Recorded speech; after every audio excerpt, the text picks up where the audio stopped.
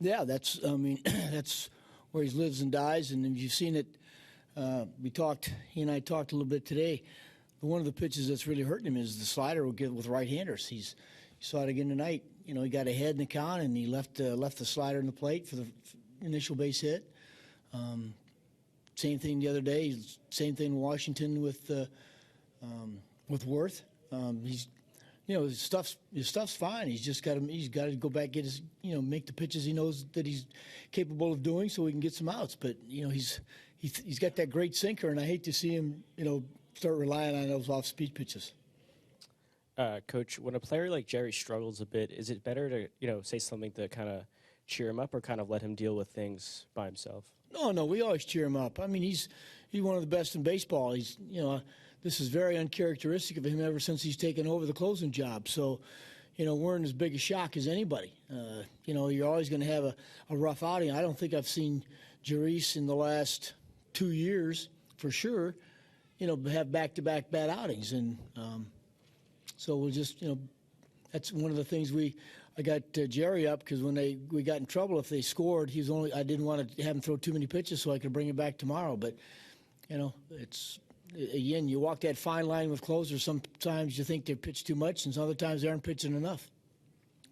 Given what you just said, what do you gauge his confidence level right now? Is it shaken at all? Well, I don't know, Dan. I mean, when I talked to him today, he was okay. I mean, I just went in and saw him, and he's, you know, studying the video to see if there's something in his delivery that's, you know, but there's nothing wrong with his delivery. His delivery's fine. He's still got the good sinker.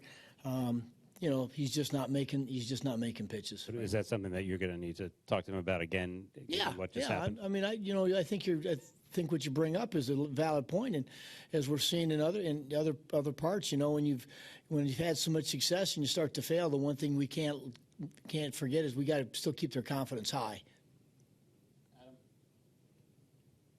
Did you think Seager's slide was borderline given the letter of the law now, or you're trying but whatever? Well, you know, again, Adam, as I told Tom Hallion, you know, it's a tough deal. The verbiage changes.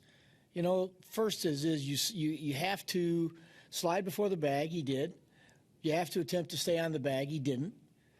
If you slide past the bag, it's a double play. Especially if you make contact with the middle infielder, you know, and keep him from throwing.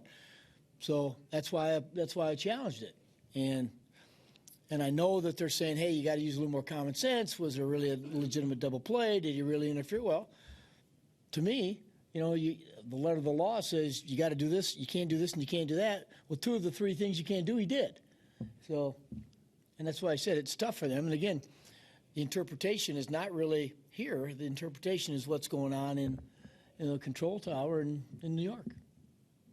Just noting, obviously, every loss is tough. Is this one just a little extra punch in the gut just because of the way the guys fought to come back against, you know, Kershaw in the 6th and 8th? No, not really. I mean, again, man, it's. I mean, they're all hard. You're right. They're all hard. This one, when you fight Kershaw, you know, you stayed in a game like this. The hardest part is that we got to get our closer going.